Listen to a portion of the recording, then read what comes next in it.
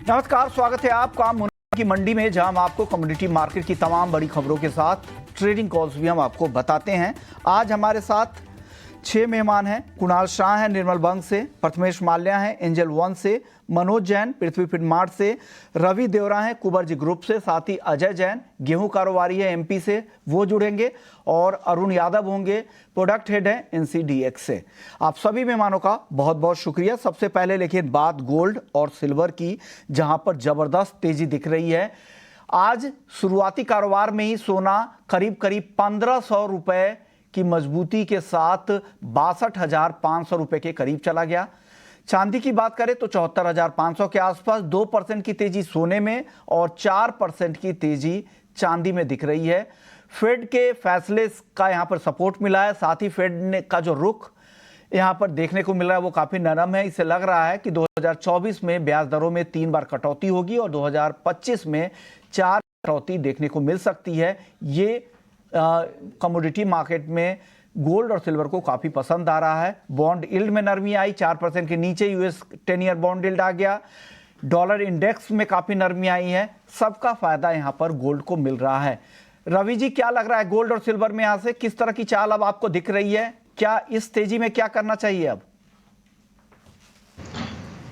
जरूर से काफी अच्छी रैली देखने को मिले। इन पर्टिकुलर जो मार्केट का मोमेंटम है, जो मार्केट में काफी टाइम से चिंताएं थी कि रेट कब तक रिवर्स होके कब तक सिचुएशन मार्केट में चलेगी। मेरे हिसाब से ये सारे क्वेश्चन मार्क का एंड बॉन्ड मार्केट जो एक्सपेक्ट कर रहा है 135 बेस पॉइंट की रेट का एक्सपेक्टेशन कर रहा है, वहीं फेड के रिजर्व के कमेंट थे वो 55 बेस पॉइंट रेट कट के एक्सपेक्टेशंस कर। जी जी, रवि जी, मैं आपको दोबारा कनेक्ट करूंगा, आपके ऑडियो में कुछ ग्लिचेज हैं। प्रथमेश जी, आप बताइए गोल्ड और सिल्वर क्या करंट लेवल पे खरीदना चाहिए या अभी रुके, क्या सलाह है? करंट लेवल पे फिलहाल यहाँ पर रिस्क रिवॉर्ड फेवरेबल नहीं है। ऑलरेडी काफी उछाल है आज के काउंटर में, बट मेरे ख्याल से अगर आपको रिस्क रिवॉर्ड फेवरेबल रखना है और तो आपको 62,070 पर बाई करने की सलाह रहेगी। गोल्ड फरवरी वायदा 61,860 का स्टॉप रहेगा, टारगेट ऊपर में 62,650 के लिए रहेंगे। सिमिलरली सिल्वर में मार्च वायदा 73,800 पर बाई करने की सलाह रहेगी, 73,100 का स्टॉप रहेगा, टारगेट ऊपर 75,000 के लिए रहेगी। आप बताइए मनोज जी, क्या करना चाहिए? आप क्या सलाह देंगे गोल्ड सिल्वर में?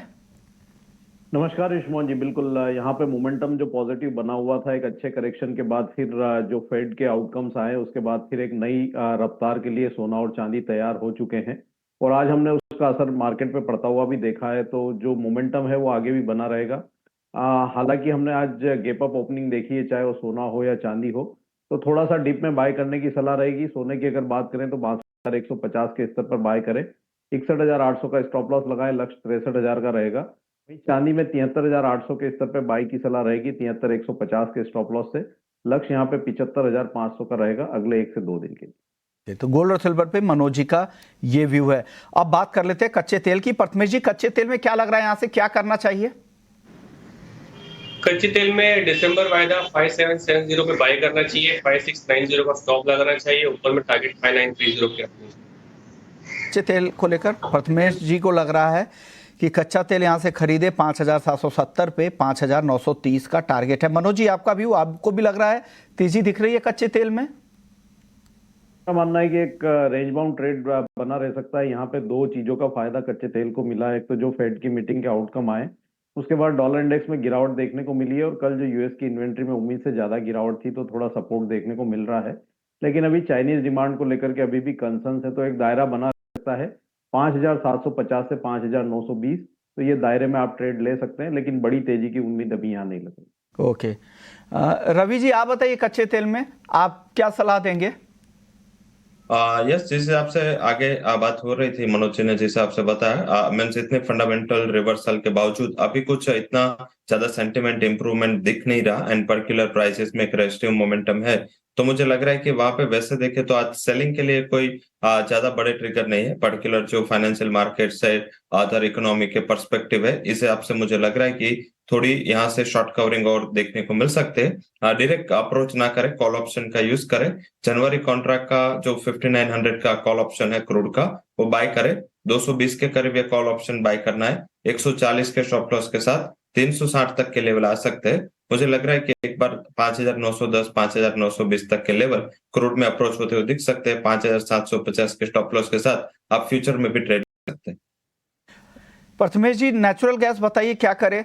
एक रिकवरी तो कल के सत्र में दिखी थी, लेकिन जिस तरह के इन्वेंट्री के नंबर हैं, माइल्ड वेदर है और उस तरह की डिमांड है नहीं, क्या लग रहा है नेचुरल गैस की ये तेजी और बढ़ेगी क्या? आई थिंक जितना करेक्शन होना था हो चुका है। फंडामेंटल फैक्टर सपोर्टिव नहीं है, बट मेरे ख्याल से एक बाउंस यहाँ पे दिखने की पॉसिबिलिटी दिखाई दे रही है आज सेशन और कल के सेशन में। दिसंबर वायदा 196 के करीब बाई करना चाहिए, 190 का स्टॉप लगाना चाहिए, टारगेट 208 अब गिरावट ज़्यादा नहीं दिख रही है। सारे जो भी इसके कमजोरी के फंडामेंटल्स है वो फैक्टर्ड इन है, इसमें शामिल हो चुके हैं खबरें, तो यहाँ से बहुत ज़्यादा गिरावट नहीं। खरीदारी की सलाह है नेचुरल गैस में। आप क्या सलाह देंगे मनोज जी, एनजी में क्या करना चाहिए? बिल्कुल, यहाँ मैं भी प्रथमेश से सहमत हूँ, क्योंकि एक काफी ओवरसोल्ड जोन में ये काउंटर आ चुका है।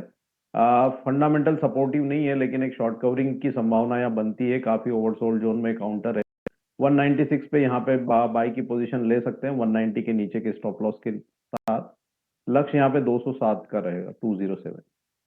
एक और अहम खबर एग्री मार्केट से है, वो आपको बताना जरूरी है। और सबसे पहले ईटी नाउ स्वदेश ने ही कमोडिटी महाकुंभ पर यह बताया था कि जीरा का मिनी कॉन्ट्रैक्ट लॉन्च हो सकता है, और अब एक्सचेंज ने कल इसको लेकर एक नोटिफिकेशन भी जारी कर दिया और तारीख का ऐलान हो गया है। 19 दिसंबर को जीरा का मिनी कॉन्ट्रैक्ट लॉन्च हो रहा है। जनवरी, मार्च और अप्रैल कॉन्ट्रैक्ट के साथ शुरुआत होगी। इस पर बात करने के लिए अरुण यादव हैं हमारे साथ, प्रोडक्ट हेड है एनसीडीएक्स के। अरुण जी, प्रोडक्ट के बारे में बताएं। नमस्कार विष्णु मोहन जी। जो जीरा मिनी कॉन्ट्रैक्ट है, ये बेसिकली अगर हम पिछले 2 सालों में देखें तो जीरा के प्राइसेस में काफी तेज रहे हैं जीरा के प्राइसेस, जिसके कारण जो कॉन्ट्रैक्ट की वैल्यू है वो काफी बढ़ गई थी। तो ये एक सजेशन सभी मार्केट पार्टिसिपेंट्स का था कि जो आम निवेशक है और साथ में जो आम एफपीओ है, फार्मर्स है, उनको काम करने में थोड़ी तकलीफ हो रही है क्योंकि कॉन्ट्रैक्ट प्राइस काफी बड़ा है। तो सजेशंस के ऊपर काम करते हुए हमने एक नया कॉन्ट्रैक्ट जो आप जिसकी आप बात कर रहे हैं वो हमने लॉन्च किया है, जो 19 दिसंबर से लाइव हो जाएगा। और जनवरी, मार्च एवं अप्रैल के सौदे जो है आपको 19 दिसंबर से ट्रेडिंग के लिए उपलब्ध रहेंगे। जो महत्वपूर्ण बात इस सौदे के विषय में है वो ये है कि ये 1 मैट्रिक टन का सौदा रहेगा। जो अभी जीरे का सौदा ट्रेड होता है वो 3 मैट्रिक टन का है। तो एक प्रकार से ये उससे 1/3 साइज का सौदा रहेगा। तो जो लोग छोटे क्वांटम में काम करना चाहते हैं, छोटी क्वांटिटी में काम करना चाहते हैं, वो भी आराम से इस कॉन्ट्रैक्ट के अंदर काम कर पाएंगे। 1 मीट्रिक टन की ट्रेडिंग यूनिट होगी ये। हालांकि आप लोगों के प्रोडक्ट के डिटेल्स पूरे नहीं आए, और क्या डिलीवरी सेंटर से लेके बाकी जो क्वालिटी वगैरह नियम वो सब तो सेम ही रहेंगे, और ये क्या डिलीवरेबल कॉन्ट्रैक्ट होंगे या कैश में सेटलमेंट होंगे सर इसका? जी विष्णु मोहन जी, ये पूरी तरीके से डिलीवरेबल कॉन्ट्रैक्ट रहेंगे। और जो बाकी पैरामीटर्स है, जैसे बेसिस सेंटर की अगर मैं बात करूं तो हमारा ऊंझा है, बड़े वाला जो कॉन्ट्रैक्ट है उसका, तो सेम बेसिस रहेगा ऊंझा का ही। उसके अलावा जो एडिशनल सेंटर जोधपुर है वो भी सेम रहेगा। तो बाकी जो पैरामीटर्स है वो बिल्कुल सेम है, जो हमारे एग्जिस्टिंग कॉन्ट्रैक्ट है उसके जैसे ही है। केवल और केवल जो चेंज किया गया है वो इसके लॉट साइज में किया गया है। और जो जिसका मैंने आपको कारण बताया कि जो कॉन्ट्रैक्ट की वैल्यू है वो पिछले 3 सालों में लगभग 3 गुना से ज्यादा हो गई थी। तो एक समय पे ऐसा हो गया था कि जब भाव 60,000 के थे तो कॉन्ट्रैक्ट वैल्यू ऑलमोस्ट आपकी 18 लाख से ऊपर हो गई थी, यानी 18 लाख से ज्यादा की कॉन्ट्रैक्ट वैल्यू हो गई थी। तो ट्रेड करना किसी के लिए भी थोड़ा मुश्किल हो गया था इतने बड़े कॉन्ट्रैक्ट के अंदर। और ये सुझाव क्योंकि मार्केट की तरफ से बार बार आ रहा था कि एक छोटा कॉन्ट्रैक्ट होना चाहिए जिसमें जो लोग आज काम नहीं कर पा रहे हैं ज्यादा बड़ा लोड साइज होने की वजह से, वो भी काम कर पाए।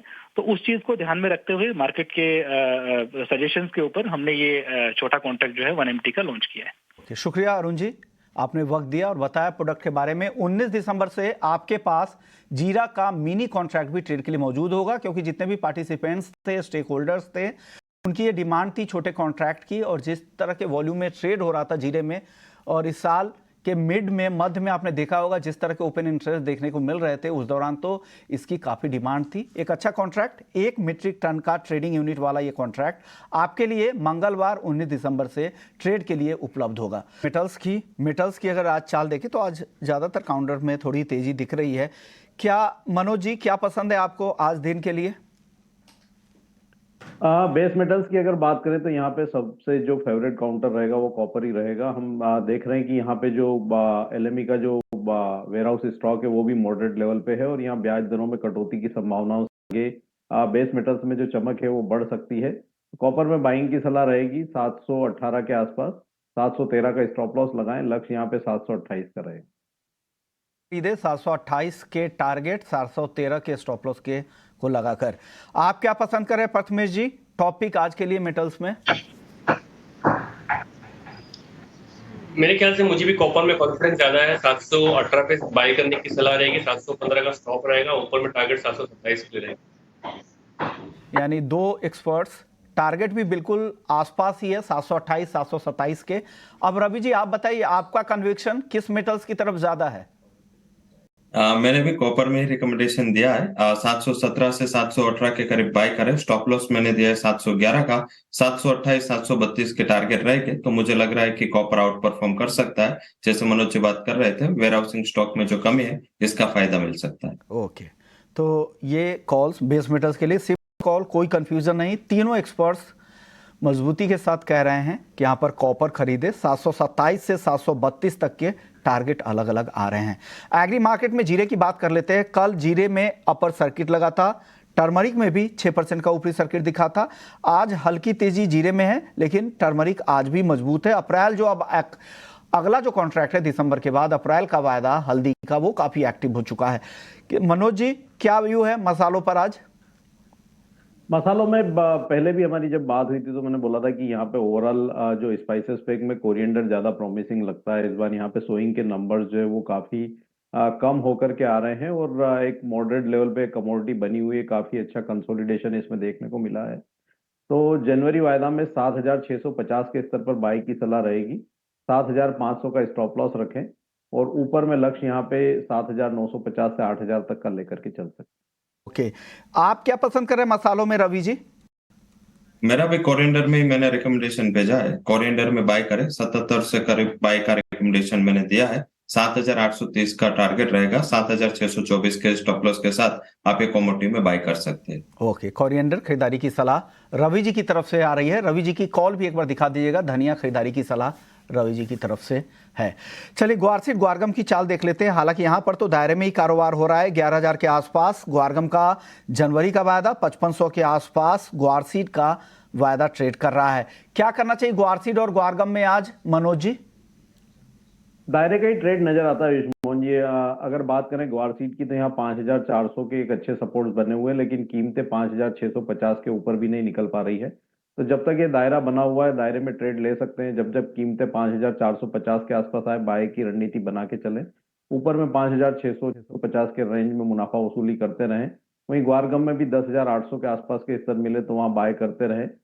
10,600 के आसपास का स्टॉप लॉस रखें। ऊपर में 11,300 11,500 ये एक रेंज बना हुआ है, तो अभी रेंज में ही ग्वारसीड और ग्वारगम बना रह सकता है। ओके, चलिए अब बात कर लेते हैं गेहूं की, जहां पर नरमी दिख रही है। एफसीआई की जो ई ऑक्शन हुए थे उसमें दाम गिरकर 2173 रुपए आ गए, जो 27 सितंबर के बाद सबसे निचला स्तर है। हमारे साथ अजय जैन है, गेहूं कारोबारी है। अजय जी, क्या गेहूं के दाम बाजारों में गिर रहे हैं? क्या मंडियों में क्या हाल है? क्या दाम काफी नीचे आए हैं? नमस्कार। नमस्कार आपको पिछले हफ्ते भी बताया था कि कीमतें पूरी तरह से सरकारी नीतियों पर निर्भर रहने वाली है और सरकार कई प्रकार के कदम उठा रही है दाम को नियंत्रित रखने के लिए। उसमें से ओएमएसएस की क्वांटिटी को बढ़ाने की न्यूज भी आ रही है। स्टॉक लिमिट को भी गवर्नमेंट ने कम किया है। इन्हीं सब कारणों से गेहूं की कीमतें सरकारी कदमों से कुछ हद तक कुछ समय के लिए नियंत्रित जरूर हो जाती है, लेकिन आफ्टर ऑल मार्केट में एक्चुअल शॉर्ट सप्लाई है और कीमतें कभी भी बाउंस बैक हो जाती है। जैसे आज ही मार्केट 50 से 60 रुपए अप है मंडियों में। ओके सर, सोइंग के क्या हाल है? ग्राउंड पे क्या रिपोर्ट आ रही है सोइंग के? सोइंग अभी तो हम पिछले साल से थोड़ा सा पिछड़ रहे हैं, लेकिन मुझे लगता है कि हम लास्ट ईयर को अचीव कर पाएंगे टारगेट। अजय जी, वक्त कम था, ज्यादा बात नहीं हो पाई। चलिए आगे बढ़ते हैं और आपको बता दें कि प्याज और टमाटर के बाद अब लहसुन के दाम भी ऊपर तेजी से बढ़ने लगे हैं। बेमौसम बारिश के कारण फसलों को नुकसान हुआ है, जिससे दाम बढ़ रहे हैं। इसका जायजा लिया हमारे सहयोगी आस्था चोपड़ा ने। ये आजकल लहसुन और प्याज के बहुत सारा दाम बढ़ गए हैं। कितने अभी तक दाम में बढ़ोतरी हुई है? कितने प्रतिशत और कितना अब हो गया है? लहसुन अभी इस टाइम पे ना अच्छा लहसुन 320, 300, 280 अभी लास्ट एंड है ना, इसके लिए अभी जनवरी एंड में नया लहसुन चालू होएगा। अभी इसके लिए यही बाजार है समझो लहसुन का। तो अभी तक 400 300 400 तक दाम जा रहा है अच्छी क्वालिटी के लहसुन का। अच्छी क्वालिटी 360 रुपये तक है। अच्छा, और क्यों बढ़ रहे हैं इतने दाम? अचानक से बढ़ा है, पिछले हफ्ते कम थे। माल है ना अभी स्टॉक खत्म हो चुका है, अभी जो एंड है ना जो स्टॉक है वो महंगा बेच रहे सब दलाल लोग। तो अभी क्या उम्मीद है, कब तक दाम कम होने की संभावना है? अभी जनवरी एंड से कम होएगा भाव। कम होगा। और अगर लहसुन को छोड़ के प्याज और किन किन सब्जियों के दाम बढ़े हैं? सब्जियों का तो मतलब अभी इस टाइम पे अभी माल कम आ रहा, अभी क्या बंदी है ना वो हिसाब से माल कम आ रहा अभी। अच्छा, तो और लहसुन टमाटर प्याज के बाकी सारे दाम, कोई और सब्जियां जिनके दाम बढ़े हैं? सब्जी का भी वही है, मतलब टमाटर भी 40-50 किलो चल रहा है समझो। अच्छा टमाटर 40 रुपया, 50 रुपया, और कम क्वालिटी का 30 रुपया। तो ये जो बारिश हो रही है, क्रॉप खराब हो रहा है, ये कितना इस पे भी कुछ इफेक्ट पड़ रहा है? हाँ, उसकी वजह से मतलब माल कम आता ना, मतलब माल शॉर्ट होता, इसके लिए दाम बढ़ जाता। ठीक है, बहुत बहुत शुक्रिया भैया हमारे साथ बात करने। हमारे सहयोगी आस्था जो लहसुन के दाम बढ़ रहे हैं उसका जायजा ले रही थी मंडियों में जाकर। लेकिन चलिए आपको बता दें कि कॉफी उत्पादन बढ़ने का अनुमान है। 2023-24 में वर्ल्ड कॉफी प्रोडक्शन करीब 6% बढ़कर 17.8 करोड़ बैग रह सकता है। तो ये खबर कॉफी को लेकर। दूसरी तरफ सरसों और मसूर की कीमतों में गिरावट देखने को मिल रही है। सरसों की कीमतों में करीब 18% की गिरावट पिछले साल से आ चुकी है।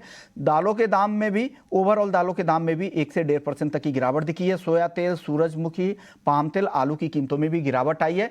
सरकार की कोशिश यही है कि जितने भी एसेंशियल गुड्स है, जो ज़रूरी वस्तुएं हैं, उसके दाम कम हो। इस पर सरकार का फोकस है, लगातार कदम भी उठाए जा रहे हैं, उसी का असर ये देखने को मिल रहा है।